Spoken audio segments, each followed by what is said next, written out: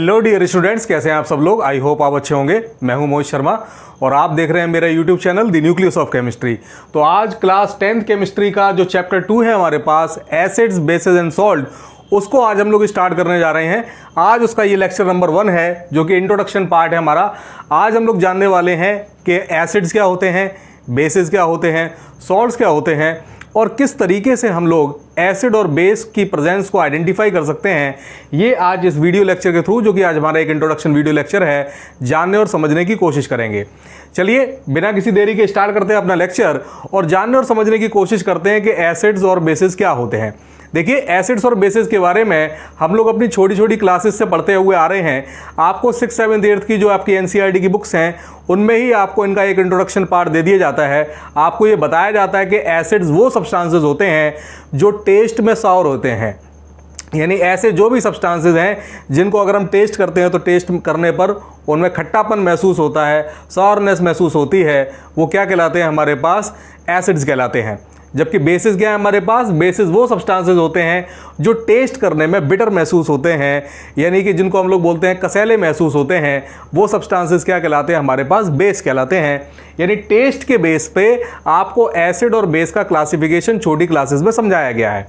लेकिन अब 10th class के अंदर हम लोगों को सिर्फ ऐसे ही एसिड से डील नहीं करना है जिनको हम लोग टेस्ट कर सकते हैं, हमें ऐसे एसिड से भी डील करना है जिनको अगर हम लोग टेस्ट करने की कोशिश करेंगे तो वो हमारे लिए जानलेवा है, फैटल है, यानी वो टेस्ट जो है हमारा वो आखिरी टेस्ट भी बन सकता है। हमें ऐसे एसिड से भी डील करना है लेबोरेटरी के अंदर।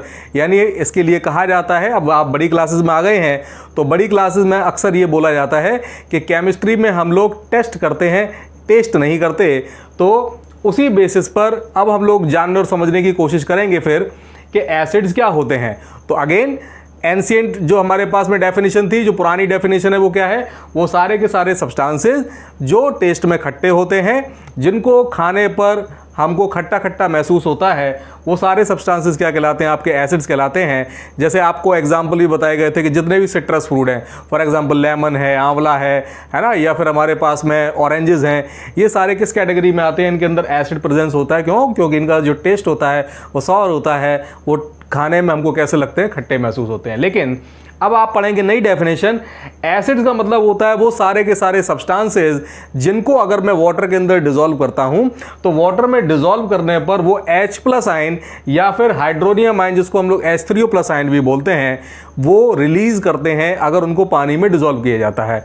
तो all those substances which releases H+ ion या फिर H3O+ आयन, जिसको हाइड्रोनियम आयन भी बोला जाता है, when they are dissolved in water, all those substances are known as acids. Okay, जैसे एग्जाम्पल के थ्रू समझिए। फॉर एग्जाम्पल हमारे पास एक एसिड है, मिनरल एसिड, जो कि बहुत ही पावरफुल एसिड होता है, हाइड्रोक्लोरिक एसिड के नाम से हम इसको जानते हैं। अब ये एसिड क्यों है, तो इस डेफिनेशन के अकॉर्डिंग अगर हम लोग HCl को पानी के अंदर डिसॉल्व करते हैं तो ये देखा जाता है कि HCl आपका डिसोसिएट हो जाता है H+ आयन और Cl- आयन के अंदर, क्योंकि ये आपका जो कंपाउंड है, ये जो आपका सब्सटेंस है, वो वाटर में डिसॉल्व करने पर H+ आयन दे रहा है। इसलिए हम लोग क्या बोल रहे हैं, HCl को एक हाइड्रोक्लोरिक एसिड बोल रहे हैं, यानी ये क्या है, हमारा एक एसिड है और ये एक अच्छा खासा पावरफुल एसिड है। अब ये जो H+ बना है सॉल्यूशन के अंदर, ये H+ बेटा स्टेबल नहीं होता, और स्टेबल होने के लिए क्या काम करता है, ये वाटर के मॉलिक्यूल के साथ कंबाइंड हो जाता है और कंबाइंड होने के बाद एक नया आयन क्रिएट करता है जिसको हम लोग बोलते हैं H3O+ आयन। ये H3O+ आयन क्या बोलता है, क्या कहलाता है, हमारा हाइड्रोनियम आयन। इसीलिए एसिड की डेफिनेशन क्या बताई थी मैंने आपको, acids are all those substances which releases और प्रोड्यूस H+ आयन या फिर H3O+ आयन, जिसको हम लोग क्या बोलते हैं, हाइड्रोनियम आयन बोलते हैं, वो सारे सब्सटेंसेस क्या कहलाते हैं, आपके एसिड्स कहलाते हैं। ओके, आई होप आपको ये जो डेफिनेशन है जो 10th क्लास में आपके काम में आएगी, आपको समझ आई होगी।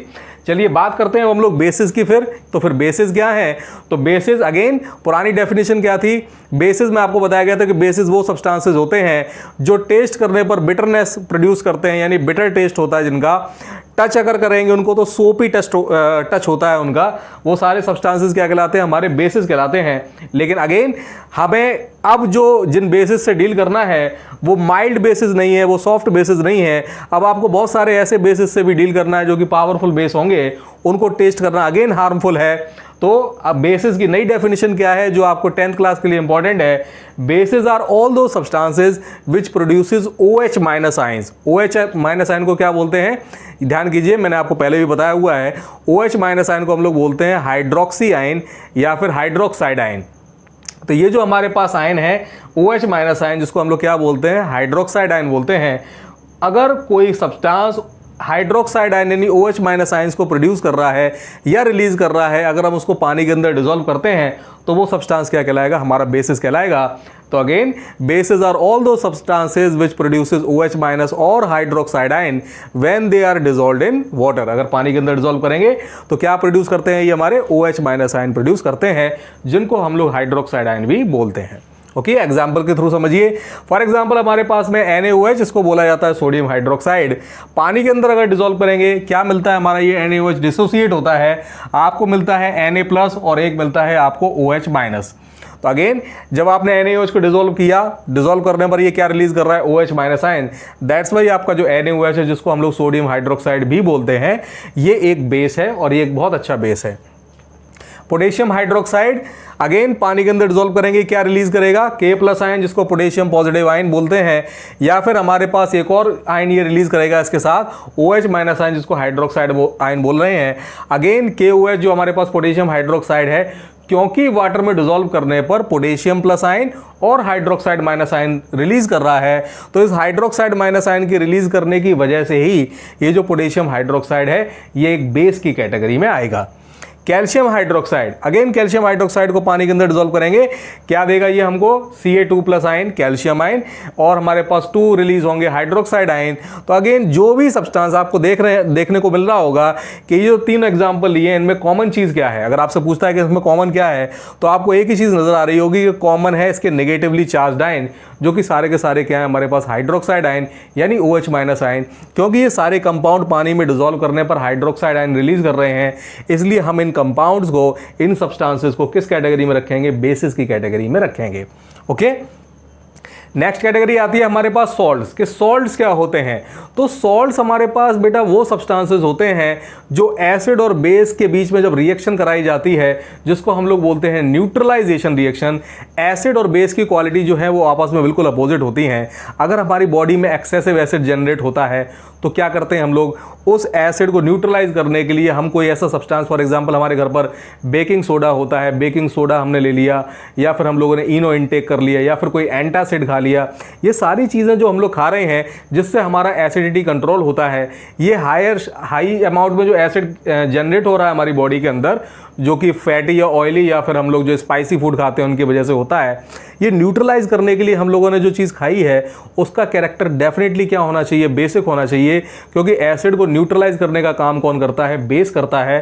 तो इसीलिए आपके NCERT में स्टार्टिंग में जो इंट्रोडक्शन दिया गया उसमें पूछा गया है कि अगर आपके घर में सपोज मान लीजिए किसी को एसिडिटी की प्रॉब्लम हो जाती है और आपके घर पर कई सारा सामान रखा हुआ है, तो उसमें से कौन सा सामान जो है वो आप अपने घर के किसी मेंबर को देना पसंद करेंगे? तो उसमें आंसर है बेकिंग पाउडर या फिर बेकिंग सोडा। तो क्यों करेंगे? यही देना क्यों पसंद करेंगे? क्योंकि इसका नेचर बेसिक है। क्योंकि एसिडिटी की प्रॉब्लम हो रही है तो उसको न्यूट्रलाइज करने के लिए ऐसा सब्सटेंस चाहिए जो कि माइल्ड बेस हो, ताकि जो आपके अंदर एसिड जनरेट हो रहा है उसको न्यूट्रलाइज कर सके और आप कैसा रिलीफ जो आप जो है वो कंफर्टेबल और रिलीफ महसूस कर सकें। ओके, तो सॉल्ट का मतलब क्या हुआ? सॉल्ट वो सब्सटेंसेस होते हैं हमारे पास जो एसिड और बेस के आपस में न्यूट्रलाइजेशन रिएक्शन करने से बनते हैं। यानी एक एसिड है हमारे पास, उसके अंदर हम लोगों ने बेस मिक्स किया, ये एसिड और बेस आपस में क्या होगा? एक दूसरे को न्यूट्रलाइज करेंगे, और न्यूट्रलाइज करने के बाद आपको एक ऐसा कंपाउंड मिलेगा जिसको हम लोग सॉल्ट के नाम से पहचानेंगे। तो salts are all those substances which are formed by the intermixing of acids and bases, which is basically known as neutralisation reaction. यानी एसिड और बेस को आपस में मिक्स करने पर जो न्यूट्रलाइजेशन रिएक्शन हो रही है, उस न्यूट्रलाइजेशन रिएक्शन के होने के बाद जो प्रोडक्ट बन रहा है वही क्या कहलाएगा? हमारा सॉल्ट कहलाएगा। तो समझिए, एग्जांपल के थ्रू समझिए। जैसे फॉर एग्जांपल HCl, जिसको हम लोग हाइड्रोक्लोरिक एसिड भी बोलते हैं, अभी मैंने आपको बताया। सोडियम हाइड्रोक्साइड जो कि हमारा एक बेस है, अगर आप इनको कंबाइन करेंगे तो देखिए क्या होगा? ये जो Na है ये Cl के साथ में मिलके बना लेगा NaCl, और ये जो H और OH है ये दोनों आपस में कंबाइंड होके बना देंगे वाटर मॉलिक्यूल। तो ये Na और Cl बन जाएगा हमारे पास NaCl। और बहुत अच्छी तरीके से आप जानते हैं NaCl किसका फॉर्मूला है, कॉमन सॉल्ट का फॉर्मूला है, जो हम लोग घर पे सॉल्ट इस्तेमाल करते हैं उसी को हम लोग सोडियम क्लोराइड या फिर NaCl के नाम से जानते हैं। यानी आप हाइड्रोक्लोरिक एसिड और सोडियम हाइड्रोक्साइड को अगर मिक्स करते हैं तो क्या बन रहा है हमारे पास, कॉमन सॉल्ट। और ये सॉल्ट का फॉर्मेशन इस बात का इंडिकेशन है कि यहाँ पर HCl और NaOH के बीच में जो रिएक्शन हो रही है वो एक न्यूट्रलाइजेशन रिएक्शन है। एसिड और बेस आपस में कंबाइंड होकर एक न्यूट्रलाइजेशन रिएक्शन कर रहे हैं, और जो सब्सटेंस हमको मिल रहा है वो क्या कहला रहा है, हमारा सॉल्ट कहला रहा है। तो एसिड और बेस के न्यूट्रलाइजेशन रिएक्शन के बाद जो प्रोडक्ट बनता है वो क्या कहलाता है, सॉल्ट कहलाता है। ओके, नेक्स्ट देखिए हमारे पास है सल्फ्यूरिक एसिड यानी H2SO4, और उसको हमने मिक्स किया है KOH यानी पोटेशियम हाइड्रोक्साइड के सॉल्यूशन के साथ। तो पोटेशियम हाइड्रोक्साइड अगेन हमारे पास एक बेस है, सल्फ्यूरिक एसिड एक बहुत ही पावरफुल एसिड है। मिक्स करते हैं तो क्या होता है हमारे पास, ये जो पोटेशियम आयन है ये सल्फेट आयन के साथ कंबाइन करके क्या बना देंगे, K2SO4 यानी पोटेशियम सल्फेट। और अगेन ये जो हाइड्रोजन है और जो OH माइनस आयन है ये दोनों आपस में कंबाइंड होकर क्या फॉर्मेशन करेंगे, वाटर मॉलिक्यूल का फॉर्मेशन करेंगे। तो इनके अगेन KOH एक बेस था, H2SO4 हमारे पास एक एसिड था, ये दोनों कंबाइंड हुए, न्यूट्रलाइजेशन रिएक्शन हुई, और इस रिएक्शन के बाद जो हमारे पास ये पोटेशियम सल्फेट बना है, इस पोटेशियम सल्फेट को ही हम लोग क्या बोलते हैं, इस ये जो पोटेशियम सल्फेट है यही हमारा क्या कहलाता है, सॉल्ट कहलाता है। ओके, तो यहां पर आपने देखा कि एसिड और बेस को जब हमने कंबाइंड किया तो कंबाइंड करने के बाद एक न्यूट्रलाइजेशन रिएक्शन हुई, और उसके होने के बाद जो प्रोडक्ट बना उस प्रोडक्ट को ही हम लोग किसके नाम से जानते हैं, सॉल्ट के नाम से जानते हैं। ओके, तो अभी तक हम लोगों ने क्या समझा, मैंने आपको बताया कि एसिड्स क्या हैं, एसिड्स वो सब्सटेंसेस हैं जिनको पानी में डिसॉल्व करेंगे तो H+ आयन या फिर H3O+ आयन जिसको हाइड्रोनियम आयन भी बोलते हैं वो रिलीज करते हैं, तो वो क्या कहलाते हैं हमारे पास, एसिड्स। बेसिस क्या है हमारे पास, बेसिस वो सब्सटेंसेस हैं जो पानी में डिसॉल्व करने पर OH- आयन या फिर हाइड्रोक्साइड आयन रिलीज करते हैं। और हमारे पास सॉल्ट क्या है, सॉल्ट हमारे पास वो सब्सटेंसेस हैं जो एसिड और बेस के आपस की जो न्यूट्रलाइजेशन रिएक्शन है उनके होने के बाद प्रोडक्ट के फॉर्म में जो प्रोड्यूस होते हैं वो क्या कहलाते हैं, हमारे पास सॉल्ट कहलाते हैं। ओके, नाउ अब नेक्स्ट क्वेश्चन आता है कि how we can test whether a given substance is an acid और बेस। अब हमने पहले ही बताया था आपको कि अब हमारे पास जो फिनोमेना आ रहा है, क्योंकि हमको एक पावरफुल एसिड से डील करना है तो अब हम उनको टेस्ट करके काम नहीं चला सकते, हमें टेस्ट करना पड़ेगा। तो अब अगर आपको ये पता करना है कि आपको जो सब्सटेंस दिया गया और आपको ये बोला जाता है कि आइडेंटिफाई कीजिए कि ये जो सब्सटेंस है वो एक एसिड है या फिर एक बेस है, तो आप कैसे आइडेंटिफाई करेंगे, टेस्ट तो करना नहीं है। तो अब हमारे पास कोई एक नई चीज़ होनी चाहिए, कोई नया मैकेनिज्म होना चाहिए, कोई नया तरीका होना चाहिए जिससे हम ये आइडेंटिफाई कर पाएँ कि हमारा जो गिवन सब्सटेंस है वो एक एसिड है या फिर एक बेस है। कैसे आइडेंटिफाई करेंगे, कौन सी वो चीज़ें होंगी जो ये आइडेंटिफिकेशन में हेल्प करेंगी। तो आप देखिए इसका बड़ा सिंपल सा आंसर है। घर में अगर आपको ये चेक करना है कि पावर आ रही है या नहीं आ रही है, इलेक्ट्रिसिटी की जो सप्लाई है वो आ रही है या नहीं आ रही है, इन्वर्टर की लाइट तो नहीं जल रही, ये चेक करने के लिए हम लोग किसका इस्तेमाल करते हैं, तो हमारे जो इलेक्ट्रिसिटी के बोर्ड्स होते हैं वहाँ पर क्या होते हैं, इंडिकेटर्स। हाँ डेफिनेटली, तो आपको अगर ये चेक करना होता है कि लाइट आ रही है या नहीं आ रही है तो सबसे पहले हम लोग क्या चेक करते हैं, इंडिकेटर चेक करते हैं। अगर इंडिकेटर में लाइट जल रही होती है तो ये इस बात का इंडिकेशन है कि हमारे पास पावर आ रही है, और अगर इंडिकेटर में लाइट नहीं जल रही होती इसका मतलब ये है कि हम जो इन्वर्टर से पावर सप्लाई ले रहे हैं उसकी लाइट आ रही है, पावर स्टेशन से जो इलेक्ट्रिसिटी आ रही है वो हमारे घर पे सप्लाई नहीं आ रही है, ये इस बात का इंडिकेशन है। यानी हमारे घर पे लाइट आ रही है या नहीं आ रही है इसके लिए हमने किसका इस्तेमाल किया, इंडिकेटर का। तो उसी तरीके से आपको अगर कोई भी सब्सटेंस दिया जाएगा और ये पूछा जाएगा कि ये एसिड है या फिर बेस है तो उसको आइडेंटिफाई करने के लिए आप किसका इस्तेमाल करेंगे, इंडिकेटर्स का इस्तेमाल करेंगे। अगेन किसका इस्तेमाल करेंगे, इंडिकेटर्स का। लेकिन इलेक्ट्रिसिटी को फाइंड आउट करने के लिए हमने इस्तेमाल किया था इलेक्ट्रिकल इंडिकेटर, और एसिड बेस को फाइंड आउट करने के लिए हमको क्या चाहिए, एसिड बेस इंडिकेटर्स। तो एसिड बेस इंडिकेटर्स क्या हुए हमारे पास, acid base indicators are all those substances which tells us whether a given substance is an acid और अ बेस। हमको ये सब्सटेंस, वो सब्सटेंसेस जो ये बताते हैं कि आपको जो सब्सटेंस दिए गया वो एक एसिड है या फिर बेस है, क्या कहलाते हैं हमारे पास, एसिड बेस इंडिकेटर्स कहलाते हैं। Okay, now these acid base indicators are classified into two categories. There are some indicators, acid based indicators, which are known as color based indicator. Now what is the meaning of color based indicators? So all those acid based indicators which tells us whether a given substance is an acid or a base by change in its color. यानी वो सारे के सारे substances जो हमें acid और base के बीच में आइडेंटिफिकेशन करवाते हैं, और कैसे आइडेंटिफिकेशन करवाते हैं कि उनमें कलर चेंज आ जाता है। अगर वो एसिड के साथ कंबाइन करेंगे तो डिफरेंट कलर का फॉर्मेशन होगा, अगर वो बेस के साथ कंबाइन करेंगे तो डिफरेंट कलर आएगा, और ये डिफरेंट कलर में चेंजेस होने की वजह से आप ये आइडेंटिफाई कर पाते हो कि आपको जो सब्सटेंस दिया है वो एक एसिड है या फिर बेस है। यानी वो सारे के सारे substances which tells us whether a given substance is an acid और a base by change in its colour, वो क्या कहलाते हैं हमारे पास? Acid base indicators. उसमें भी वो कौन से कहलाते हैं हमारे पास? Colour based indicators. ओके, तो ये colour based indicators again two categories में फर्दर डिवाइडेड है। ये कलर बेस्ड इंडिकेटर या तो नेचुरल इंडिकेटर होंगे, यानी नेचर से मिलेंगे डायरेक्ट हमको, या फिर सिंथेटिक और मैन मेड इंडिकेटर्स होंगे। तो हमारे आसपास बहुत सारे इंडिकेटर्स हैं जिनको हम लोग नेचुरल इंडिकेटर्स बोलते हैं। इसमें सबसे अच्छा एग्जांपल है हमारे पास टर्मरिक। तो टर्मरिक जो है हमारे पास में, ये एक ऐसा इंडिकेटर है जिसको हम लोग बोलते हैं बेसिक इंडिकेटर। तो आप ने अक्सर महसूस किया होगा, एनसीईआरटी में भी दिया है, और ये बहुत ही कॉमन सा एक्सपेरिमेंट है कि अगर आप टर्मरिक, अगर आपके स्टेन के रूप में टर्मरिक का कहीं दाग लग गया है, स्टेन लग गया है, तो अगर आप उसको जो है सोप से रब करते हैं तो क्या होता है, वो जो येलोइश हमारे पास स्टेन है उसका कलर जो है वो चेंज होता है, वो रेडिश ब्राउन में कन्वर्ट हो जाता है।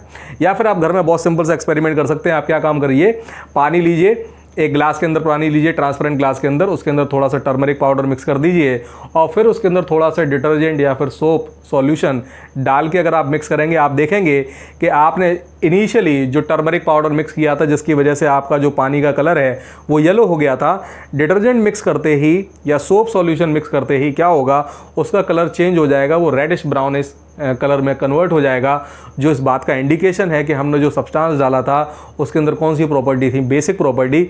यानी ये जो टर्मरिक है ये आइडेंटिफाई कर पाता है बेसिस को on the basis of their change in colour. इसका जो येलो कलर है वो चेंज हो जाता है रेडिश ब्राउन कलर के अंदर। ओके, नेक्स्ट हमारे पास नेचुरल इंडिकेटर है जो कि मोस्ट कॉमन और सबसे फेमस इंडिकेटर है, जिसको हम लोग लिटमस इंडिकेटर के नाम से भी जानते हैं। ये लिटमस इंडिकेटर जो है वो लिटमस पेपर और लिटमस सॉल्यूशन दोनों के रूप में आता है, और मोस्ट पॉपुलरली ये जो लिटमस है वो दो अलग अलग कलर के पेपर्स या फिर सॉल्यूशन के रूप में अवेलेबल होता है। एक होता है हमारे पास ब्लू लिटमस, ये एक होता है हमारे पास रेड लिटमस। तो एक रेड लिटमस और ब्लू लिटमस सॉल्यूशन के रूप में भी और पेपर के रूप में भी हमको मिलता है, जिससे हम लोग ये आइडेंटिफाई कर पाते हैं कि हमारा जो सब्सटेंस है वो एसिड है या फिर बेस है। नेक्स्ट है हमारे पास रेड कैबेज एक्सट्रैक्ट। तो हमारे पास जो रेड कैबेज होती है उसका जो एक्सट्रैक्ट है वो भी किसका काम करता है, हमारे पास इंडिकेटर का काम करता है। लेकिन ये सारे के सारे जो इंडिकेटर हैं ये हमें कैसे इंडिकेट कर रहे हैं कि आपको जो सब्सटेंस दिया है वो एसिड है या फिर बेस है। इनका जो नेचुरल कलर है उसमें चेंजेस आते हैं, इनके कलर में क्या होते हैं, चेंजेस आते हैं। तो ये जो इंडिकेशन दे रहे हैं वो किसके बेस पे दे रहे हैं, कलर बेस पे दे रहे हैं। यानी इनके जो कलर है, इनका जो रंग है वो चेंज हो जाता है, एसिड में अलग होता है, बेस में अलग होता है। दैट्स वाई ये किस कैटेगरी में आ रहे हैं, कलर बेस्ड इंडिकेटर में। और क्योंकि नेचर से डायरेक्ट मिल रहे हैं तो ये किस में आ रहे हैं, हमारे पास नेचुरल कलर बेस्ड इंडिकेटर कहलाएंगे। नेक्स्ट है हमारे पास सिंथेटिक और मैन मेड इंडिकेटर। तो सिंथेटिक और मैन मेड इंडिकेटर्स या फिर लेबोरेटरी इंडिकेटर्स, जिनको लेबोरेटरी में प्रिपेयर किया जाता है, वो इंडिकेटर्स कौन से हमारे पास, एक है हमारे पास फिनोफ्थलीन, एक है हमारे पास मिथाइल ऑरेंज। तो मोस्ट कॉमनली हम लोग उनको इस्तेमाल करते हैं, एक फिनोफ्थलीन होता है, एक हमारे पास मिथाइल ऑरेंज। तो आज ये मैं केवल एक इसका इंट्रोडक्शन दे रहा हूँ। नेक्स्ट लेक्चर में मैं इन सारे इंडिकेटर्स की डिटेल्ड एनालिसिस आपको करके बताऊंगा कि ये किस तरीके से कलर चेंज करते हैं, एसिड में क्या कलर होता है, बेस में क्या कलर होता है। ये सारी चीज़ें मैं आपको नेक्स्ट लेक्चर में बताऊंगा। अभी आप इसका क्लासिफिकेशन केवल समझ लीजिए। तो सिंथेटिक और मैन मेड इंडिकेटर्स में कौन से आ गए हमारे पास, एक आ गया फिनोफ्थलीन इंडिकेटर, एक आ गया हमारे पास मिथाइल ऑरेंज इंडिकेटर्स। तो ये एसिड और बेस में अलग अलग कलर शो करते हैं, जिसके बेस पे हम ये आइडेंटिफाई कर पाते हैं कि आपको जो सब्सटेंस दिया गया है वो एसिड है या फिर बेस है। नेक्स्ट है हमारे पास second classification, smell based indicator या odour based indicator. So all those substances which tells us whether a given substance is an acid और base by change in its smell. वो सारे के सारे सब्सटेंसेस जो हमको ये बता दें कि आपको जो सब्सटेंस दिया गया है वो एसिड है या फिर बेस है, लेकिन कैसे बताएंगे वो? By change in its smell, उनकी स्मेल में चेंजेस आएंगे, तो वो सारे के सारे सब्सटेंसेस हमारे क्या कहलाते हैं? Smell based indicators. और ये जो smell based acid base indicators हैं, इनको एक और मोस्ट पॉपुलर नाम से जानते हैं, इनको बोलते हैं ऑल फैक्ट्री इंडिकेटर्स। क्या नाम है इनका? Olfactory indicators. So olfactory indicators are those indicators which tells us whether a given substance is an acid or a base by change in its smell। तो वो सारे के सारे substances जो हमको ये बता दें कि हमको जो सब्सटेंस दिया गया है वो एक एसिड है या फिर बेस है, लेकिन कैसे आइडेंटिफाई करके करेंगे वो? उनकी स्मेल में चेंजेस आएंगे, वो क्या कराएंगे? हमारे स्मेल बेस्ड इंडिकेटर, या मोस्ट पॉपुलरली उनको हम लोग किस नाम से जानते हैं? ऑल फैक्ट्री इंडिकेटर्स के नाम से जानते हैं। ओके, तो आई होप आपको आज का ये जो इंट्रोडक्शन वाला लेक्चर है वो समझ में आया होगा। मैंने आपको आज समझाने की कोशिश की है, ये इंट्रोडक्शन पार्ट है। आज मैंने आपको बताया है कि क्लास 10th के बेसिस पर एसिड्स की डेफिनेशन क्या है, बेसिस क्या होते हैं, सॉल्ट्स क्या होते हैं, और किस तरीके से इंडिकेटर्स की हेल्प से हम लोग ये आइडेंटिफाई कर सकते हैं कि हमको जो सब्सटेंस दिया गया है वो एक एसिड है और बेस है। नेक्स्ट लेक्चर में मैं आपको इंडिकेटर्स के बारे में कंप्लीट डिटेल दूंगा, और इस तरीके से आपका ये भी जो चैप्टर है अगेन बहुत अच्छी तरीके से मूव होगा, और आपको इस चैप्टर में बड़ा मजा आएगा। ये बड़ा इंटरेस्टिंग चैप्टर है, तो इसी तरीके से चैनल को सपोर्ट करते रहिए। अगर कोई डाउट आता है, किसी के कंटेंट के रिगार्डिंग कोई भी प्रॉब्लम है आपको, तो प्लीज़ मुझे कमेंट सेक्शन में ज़रूर बताइए। Thank you very much.